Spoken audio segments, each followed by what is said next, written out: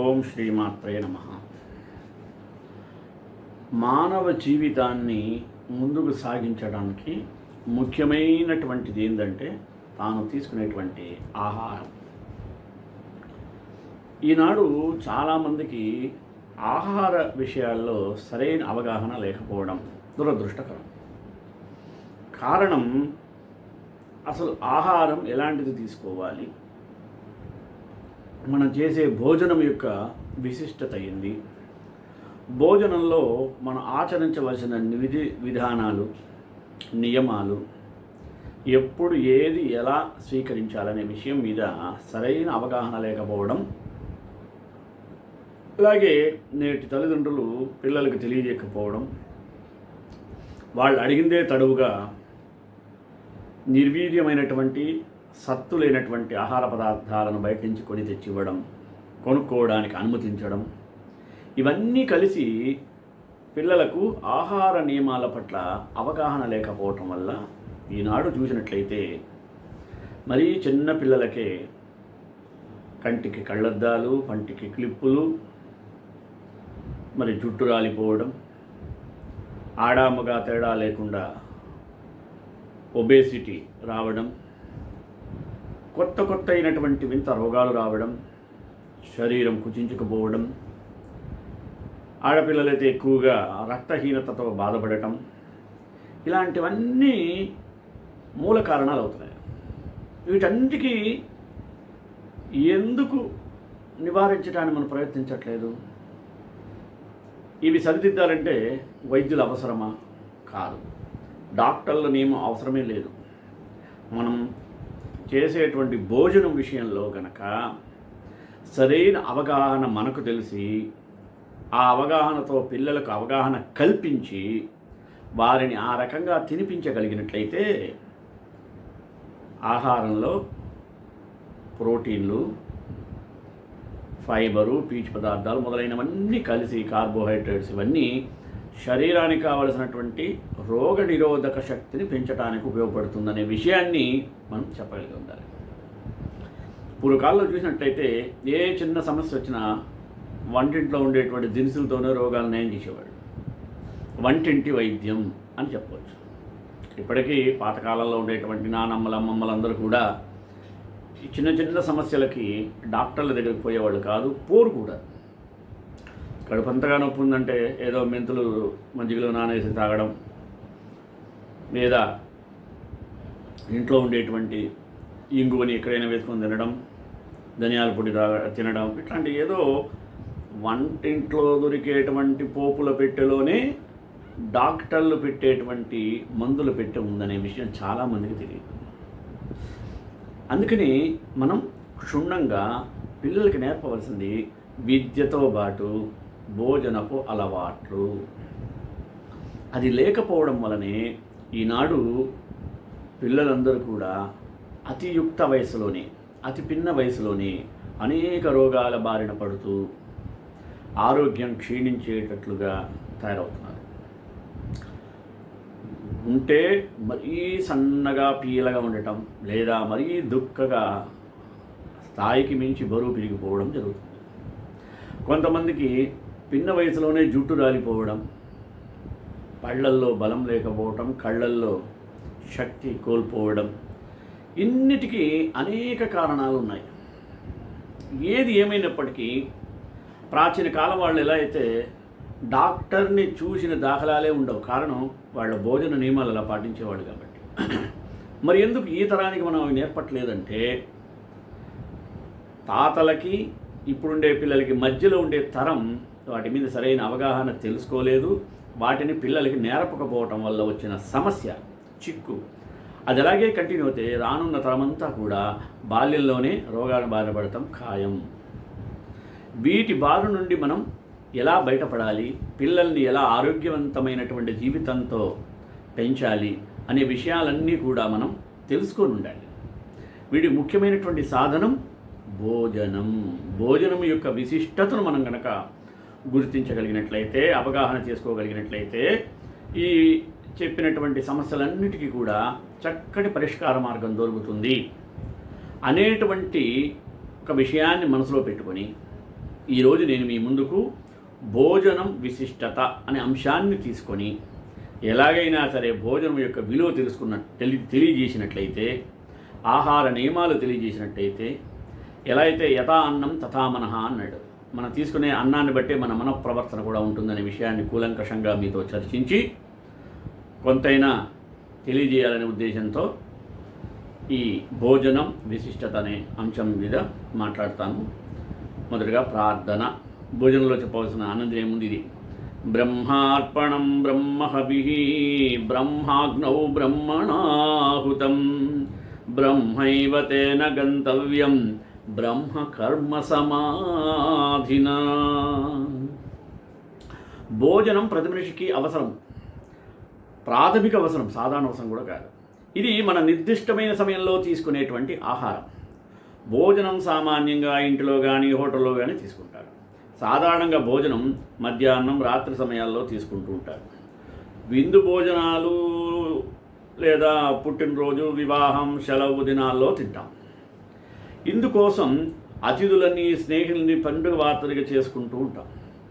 భోజనం పలహారం కంటే భిన్నంగా ఉంటుంది. ఇది పరిమాణంలో ఎక్కువగాను, వైవిధ్యంగాను, కడుపు నింపేదిగాను ఉంటుంది. వన భోజనాలు చూసినట్టే అందరూ కలిసి బాహ్య ప్రదేశాలలో సామూహికంగా అక్కడే తయారు చేసుకునే విందు భోజనం. దీనికోసం ఉద్యానవనాలు, సముద్ర తీర ప్రాంతాలు మొదలగు ప్రకృతి సిద్ధమైన ప్రదేశాలు అనుకూలంగా ఉంటాయి. మరి ఆహారంలో పోషకాలు ఎలా ఉంటాయి? మనం తినే ఆహారం ఎంత వర్ణరంజితంగా, రంగులుగా, ఎంత వైవిధ్యభరితంగా ఉంటే అంత ప్రయోజనకరమని పోషకాహార నిపుణులంతా చెబుతున్నారు. రకరకాల రంగుల కూరగాయల, పండ్లతో కూడిన భోజనం కంటికి, ఒంటికి కూడా విందు చేస్తుంది. ఈ రంగురంగుల వృక్ష సంబంధ ఆహారంలో కీలక పోషకాలైన కెరోటినాయిడ్లు, బయోప్లావనాయిడ్ల వంటివి ఉంటాయి. ఇవేం చేస్తాయి? మన శరీరంలో విశృంఖల కణాల దాడికి అడ్డుకట్ట వేస్తాయి. ముఖ్యంగా కెరోటినాయిడ్లలో భాగమైన లైకోపేన్, లూటిన్, బీటా కెరోటిన్ వంటివి వయసుతో పాటు శరీరంలో కణజాలంలో వచ్చే క్షీణతను నిలువరించే ప్రయత్నం చేస్తాయి. అంటే టమోటా, పుచ్చకాయ, ద్రాక్ష, అంజీరా వంటి మరి అనేకములైనటువంటి పదార్థాల్లో లైకోపేన్ అంటే అవి కణాల్లో ఒత్తిడిని తగ్గించే యాంటీ ఆక్సిడెంట్గా కూడా పనిచేస్తుంది. మామిడి, బొప్పాయ, క్యారెట్లు, చిలకడదుంప వంటి పసుపు, నారింజ రంగులో ఉండే పళ్ళు, కూరగాయల్లో బీటా కెరోటిన్ అధికంగా ఉంటుంది. ఇది మనం తప్పకుండా గ్రహించి తెలుసుకోవలసినటువంటి ఒక ముఖ్యమైనటువంటి అంశం. ఇది రోగనిరోధక వ్యవస్థను మనకు తెలియజేస్తుంది. అందుకని మనం ఆరోగ్య విషయంలో ఏమాత్రం అలసత్వం లేకుండా ఉండాలి అనే దాన్ని మనం తెలుసుకోవాలి మొదటగా. ఇక విటమిన్ ఏలో లోపం రాకుండానే కాదు, క్యాన్సర్ నివారణకు కూడా ఈ పైన చెప్పిన కెరోటిన్ ఉపయోగపడుతుంది. ఇక మసాలా దినుసుల్లో పసుపు, గ్రీన్ టీ, బత్తాయి, నారింజ వంటి పండ్లు, దుంపలు, కూరగాయల్లో అధికంగా ఉండేటువంటి మరి బయోప్లావనాయిడ్లు గుండె జబ్బులను మరియు వాటికి సంబంధించినటువంటి వాటిని నివారిస్తుంటాయి. ఇలా సహజంగా లభ్యమయ్యే ఆరోగ్య ప్రయోజనంగా ఉండేటువంటి ఆహారాలను మనం స్వీకరించడంలో వెనకంజ వేయకూడదు. కాబట్టి ఎన్ని రంగుల పదార్థాలు తింటే అంత హంగుగా ఉండొచ్చు. ఇక మధ్యాహ్న భోజనం గురించిన ప్రాముఖ్యత తెలుసుకొని ఉండాలి. ఎందుకంటే కార్పొరేట్ సాఫ్ట్వేర్ రంగాలు విస్తరించడం మొదలైన తరువాత పని ఒత్తిడిలో పడిపోయి మధ్యాహ్న భోజన సమయంలో భోజనం మానేసే వారి సంఖ్య రోజుకు పెరుగుతోంది. ఇది మంచి పద్ధతి కాదంటారు పోషకాహార నిపుణులు. ఖాళీ కడుపుతో ఎక్కువసేపు పనిచేస్తుంటే శరీరంలోని శక్తి క్షీణిస్తూ పని సామర్థ్యం తగ్గిపోతుంది. పైగా మధ్యాహ్న భోజనం అనేది చాలా అవసరమైనటువంటి ఒక క్రియ, శరీరానికి కావలసినటువంటి ఒక ప్రక్రియ. పైగా మధ్యాహ్న భోజనం మానేస్తే దానివల్ల గ్యాస్, అసిడిటీ వంటి జీర్ణ సమస్యలు పెరుగుతాయి. ఇక బరువు తగ్గడం కొరకు మధ్యాహ్నం భోజనం మానేవారు చాలామంది ఉన్నారు. దీనితో ప్రయోజనం శూన్యం. ఎందుకంటే భోజనం తరువాత దాదాపు 2 గంటల వరకు కూడా మనలో జీవక్రియలు 20-30% వేగవంతమవుతున్నాయి. భోజనం మానేస్తే ఇవి మందగిస్తాయి. మధ్యాహ్నం ఆకలి మంటలను చల్లార్చుకునేందుకు కొంతమంది టీ, కాఫీల వంటి వాటిని ఆశ్రయిస్తుంటారు. అది చాలా తప్పైనటువంటి నిర్ణయం. ఇవి ఆ సమయంలో ఆకలిని చంపి ఉత్తేజాన్ని ఇచ్చినట్టే ఉంటాయేమో కానీ జీర్ణాశయానికి హాని చేస్తాయి. వీటి వల్ల శరీర పోషకాలను సరిగా గ్రహించలేని పరిస్థితి కూడా వస్తుంది. మధ్యాహ్న భోజనం మానినట్లయితే అనేక రకాల అనర్థాలు మనకి కలుగుతాయి. అందుకే మితంగా చక్కటి పోషకాహారం తినడం ఉత్తమం. ఆహారంతో పాటు నీరు. చాలామంది నీళ్లు సరిగా తాగరు. నీళ్లను ఆహారంలో ఒక ముఖ్య భాగంగా పరిగణించకుండా తిన్నది గొంతు దిగడం కోసమే నీళ్ళన్నట్టు వ్యవహరిస్తుంటారు కొంతమంది. నీళ్లలో పోషకాలు ఉండవని మాట నిజమే కానీ మన శరీర బరువులో 3/2 ఉండవలసింది నీళ్ళే. మన మెదడు కణజాల్లో అయితే 70-80% వరకు నీరే ఉంటుంది. కాబట్టి మన శరీరానికి నీటి అవసరం చాలా ఎక్కువ. మన ఒంట్లో 2% నీళ్లు తగ్గినా డీహైడ్రేషన్కి దారితీస్తుందనే విషయం ఎంతమందికి తెలుసు చెప్పండి. కాబట్టి తగినన్ని నీళ్లు తాగడం ఆరోగ్యానికి ఎంతో అవసరం. మన తిన్న ఆహారం సరిగా జీర్ణం కావాలన్నా, అందులోని పోషకాలు వంటబట్టాలన్నా నీరు అత్యంత అవసరం. కండరాలు పట్టేయకుండా నివారించటం కీళ్లు సాఫీగా కదిలేందుకు దోహదం చేస్తాయి. చర్మం ముడతలు పడకుండా జీవత్వంతో నిగనిగలాడటం, ఒంట్లోని మలినాలను వ్యర్థాలను బయటకు పంపించడం, రక్త సరఫరాను మెరుగుపరచడం చేస్తుంది అనటంలో ఏ సందేహం లేదు. మరి ఇలా నీటి ప్రయోజనాలు చాలా ఉన్నాయి. మనకు దాహం అనిపిస్తుందంటే అప్పటికి ఒంట్లో ఎంతో నీటి శాతం తగ్గిందని అర్థం. కావున వ్యాయామం వంటి శారీరక శ్రమ చేసేవారైతే మరింత ఎక్కువ తాగాలి. భోజనానికి ముందు గ్లాసు నీళ్లు తాగితే ఆహారం మరీ ఎక్కువ తినకుండా చూసుకోవచ్చును. దీంతో త్వరగా కడుపు నిండిన భావన కలుగుతుంది. కొందరు బాగా దాహం అనిపించినప్పుడు నీళ్లకు బదులు కూల్ డ్రింక్ వంటి వాటి తాగుతుంటారు. వీటితో దాహం తీరదు కదా, పైగా అనవసరంగా క్యాలరీలు పెరిగిపోతాయి. నిజానికి దాహం వేసినప్పుడు శరీరం కోరుకునేది ఏం తెలుసా? నీరు. అందుకని ఏం చేయాలి? నెక్స్ట్ తక్కువ పరిమాణంలో ఎక్కువసార్లు తినండి. అంటే ఎట్లా? మనలో చాలామందికి 3 పూట్లే తినడం, ఆ తిన్నది దండిగా తినడం బాగా అలవాటు. అలాగే మధ్య మధ్యలో చిరుతిండ్లు మంచిది కాదన్న నమ్మకం ఉంది. కానీ ఇలా రోజు మొత్తం మీద తక్కువసార్లు తినడం, ఆ తిన్నప్పుడు కడుపు నిండేలా పెద్ద మొత్తంలో తినడం కాకుండా తక్కువగా ఎక్కువసార్లు తినడం శ్రేయస్కరమని ఆధునిక పరిశోధనకులు తెలియజేస్తున్నాయి. ఇలా తింటే ఒంట్లో శక్తి తగ్గదు, శరీరం బరువు పెరగదు. రోజుకి 4-5 సార్లు భోజనం లేదా చిరుతిండ్లు తినేవారిలో ఆకలి, బరువు నియంత్రణలో ఉంటున్నట్టు అధ్యయనాల్లో గుర్తించారు. ఇలా తినేటప్పుడు ప్రతిసారి ఆహారంలో తగిన మాంసకృత్తులు అంటే పప్పు పదార్థాలు కొద్దిగా మాంసం వంటి ఉండేలా చూసుకోవాలి. ఇవి ఎక్కువసేపు కడుపు నిండిన భావనను ఇస్తాయి. కండరాలు బలోపేతమయ్యేలా, కొవ్వు కరిగేలా ప్రోత్సహిస్తాయి. కాబట్టి చేపల వంటి సముద్రాహారం, కోడిగుడ్డిలోని తెల్ల సోన, సోయా, కందులు, మినుములు వంటి పప్పులు, బీన్స్, క్యారెట్ లాంటి ఆరోగ్యకరమైన ప్రోటీన్ వాటర్ మనం ఎక్కువగా తీసుకోవాలి.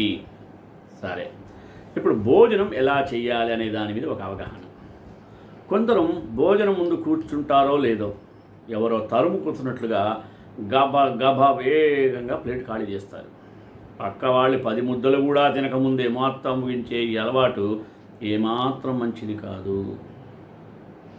ఆహారాన్ని నెమ్మదిగా నమిలి ఆస్వాదిస్తూ తినాలి. ఎందుకంటే వేగంగా తినేవారికి ఎంత తిన్నా కడుపు నిండిన భావనే కలగదు. ఎందుకంటే కడుపు ఖాళీగా ఉన్నప్పుడు గ్రోలిన్ అనే హార్మోన్ విడుదల ఆకలి వేస్తుందనే సమాచారాన్ని మెదడుకు చేరవేస్తుంది.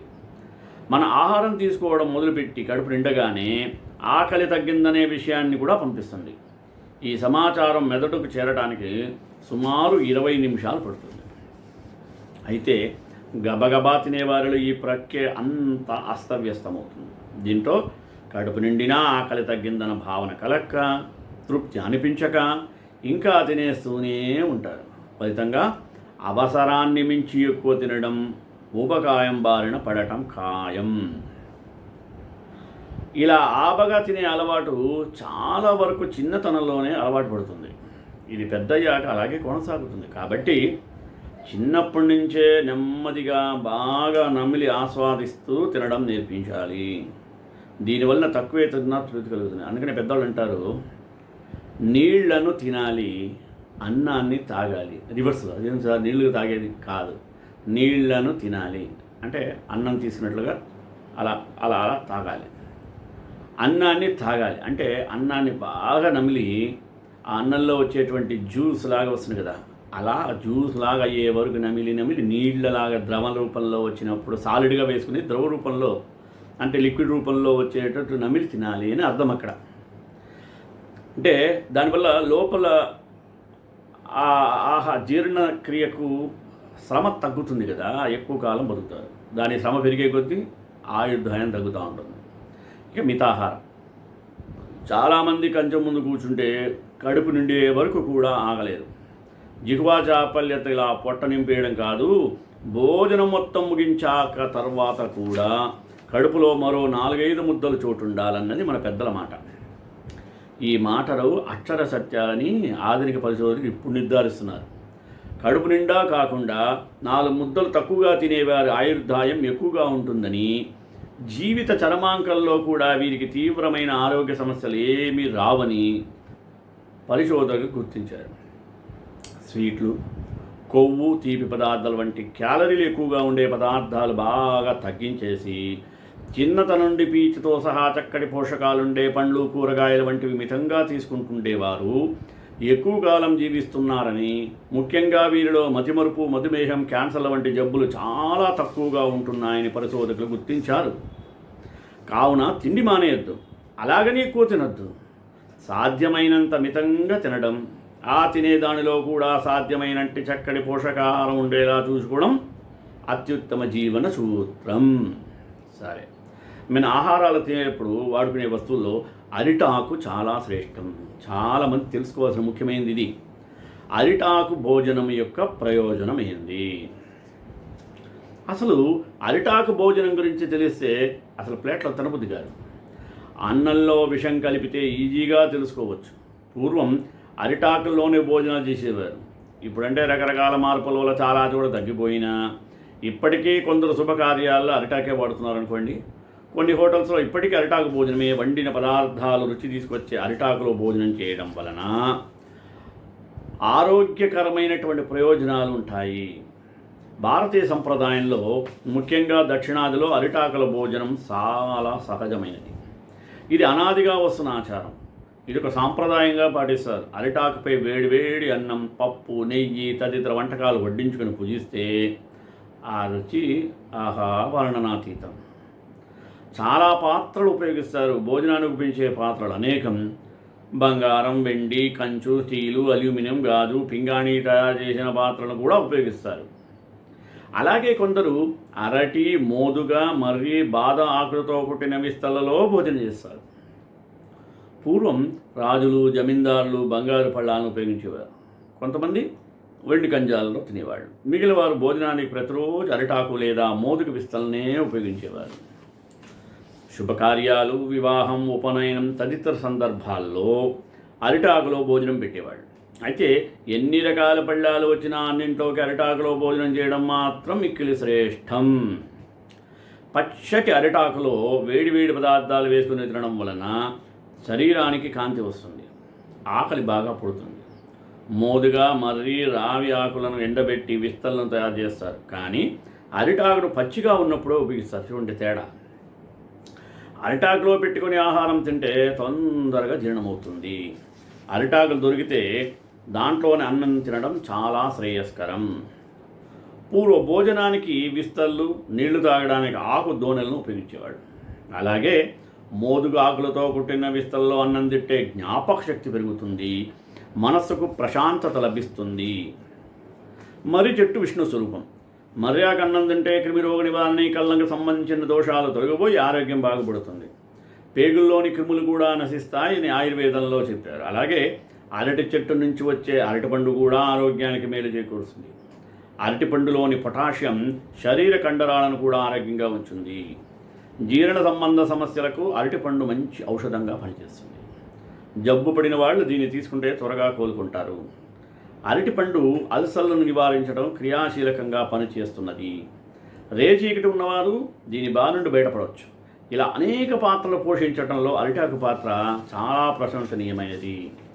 అరటి మొక్క అన్ని భాగాన్ని అనేక రకాలు ఉపయోగిస్తారు. మొక్క నుండి పొందిన ఫైబర్ను తాళ్ళు, చాపలు, ముతక కాగితం గుజ్జు తయారు చేయడంతో ఉపయోగిస్తారు.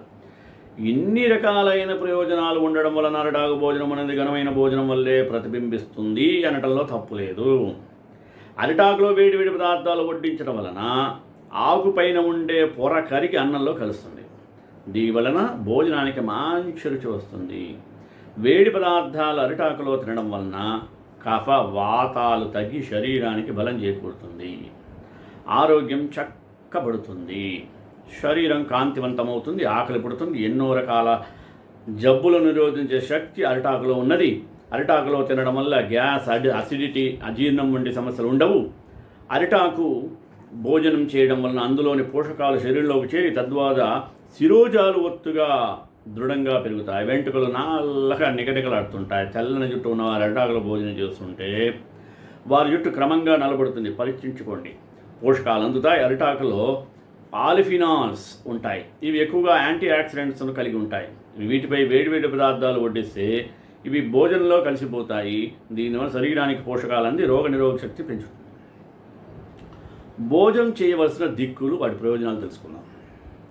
ప్రతిరోజు 2 సార్లు భోజనం చేయాలని తైత్రీయ బ్రాహ్మణం తెలియపరుస్తుంది.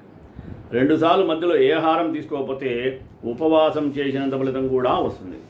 భోజనం చేసేటప్పుడు తూర్పు దిక్కుకు తిరిగి మాత్రమే భోజనం చేయాలి. తూర్పు దిక్కుకి తిరిగి చేయటం వలన ఆయుష్ పెరుగుతుంది. అలాగే దక్షిణ దిశగా తిరిగి భోజనం చేస్తే కీర్తి ప్రతిష్టలు లభిస్తాయి. ఉత్తరం వైపు తిరిగి భోజనం చేస్తే కోరిన కోరికలు ఫలిస్తాయి.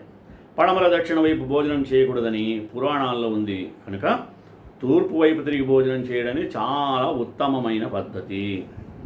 ఆకుల మీద, ఇనుప పీటల మీద కూర్చుని భోజనం చేయరాదు. సన్యాసులు మోదుగ తామరాకులు మాత్రమే భోజనం చేయాలి.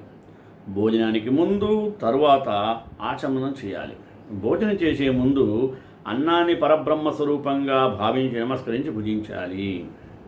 తిన్న తర్వాత జీర్ణం వాతాపీర్ణం అని భుజించాలి.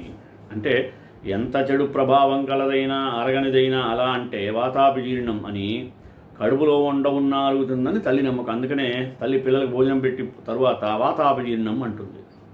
అందుకనే ఒక నానుడి, అజీర్ణే భేషజం వారి జీర్ణే వారి బలప్రదం అమృతం భోజనార్థేతు భుక్తస్యోపరి తద్విషం భోజనే చామృతం వారి భోజనాంతే విషాపహం. ఈ సుభాషితం చాణక్య నీతిశాస్త్రంలో అనగా అజీర్ణముగా ఉన్నవానికి నీరు త్రాగడం అనేది ఒక మందులాగా పనిచేస్తుంది. తిన్న ఆహారం జీర్ణమైన తరువాత అదే నీరు శక్తినిస్తుంది. భోజనం చేసేటప్పుడు మధ్యలో నీళ్లు తాగితే అది అమృత తుల్యం. కానీ భోజనం చేసిన వెంటనే మాత్రం నీళ్లు తాగితే అది విషంతో సమానము, అంటే హాని చేస్తుంది. శరీరంలో 170% నీరే ఉంటుంది. నీళ్లు త్రాగని డాక్టర్లు కూడా సలహా ఇస్తుంటారు. కానీ ఎప్పుడు పడితే అప్పుడు నీళ్లు తాగితే ఏ ఉపయోగమో సుభాషితుల్లో ఇలా చెప్పబడింది. మన ప్రాచీన ఆయుర్వేద విజ్ఞానం చెబుతుంది.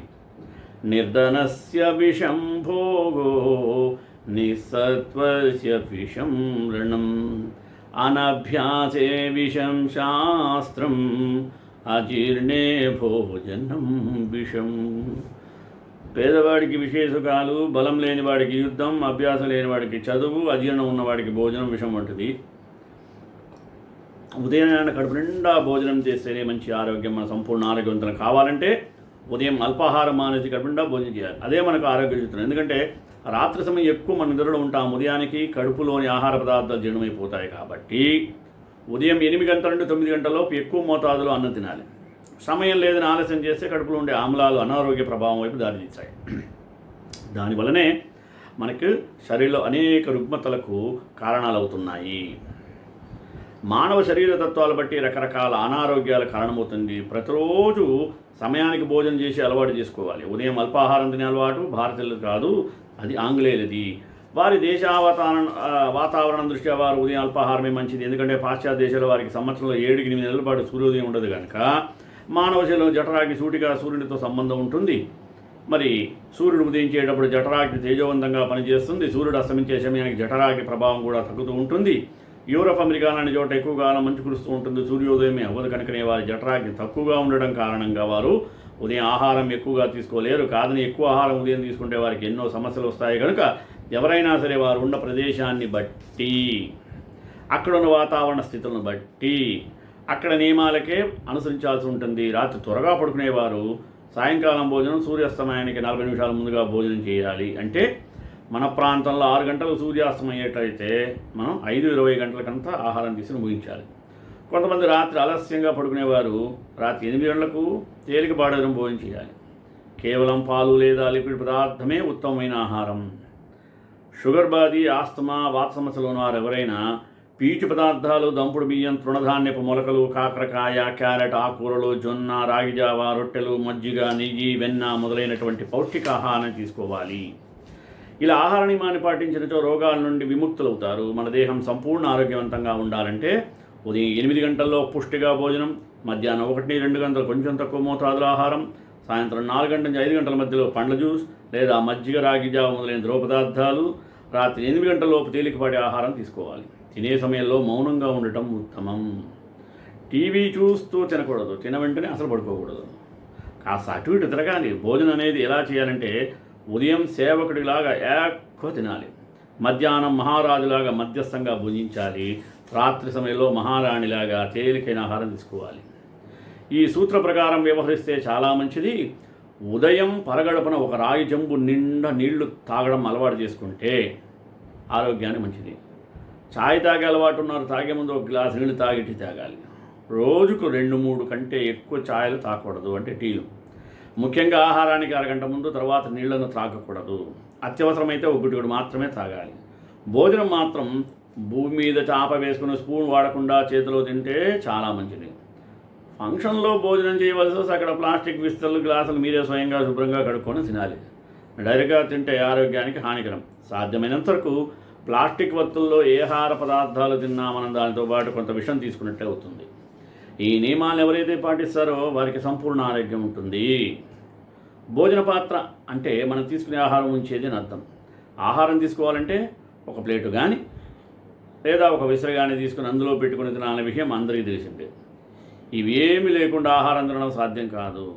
పళ్ళు, కూరగాయల ముక్కలు వంటి కొన్ని పదార్థాలు మాత్రమే ఇవి ఏమి లేకుండా తినవచ్చు. కానీ మన రోజు తినే ఆహారం ఏ పాత్రలో తినాలి తెలుసుకొని తినాలి. ప్రస్తుత కాలంలో ప్రతి ఒక్కరూ స్టీల్ పాత్రలో తినడం అలవాటుగా మారిపోయింది. ఏ పాత్రలో తింటే ఏం ఫలితాలు ఉంటాయో, ఆరోగ్యానికి ఏది మంచిదో కూడా తెలుసుకోవాలి.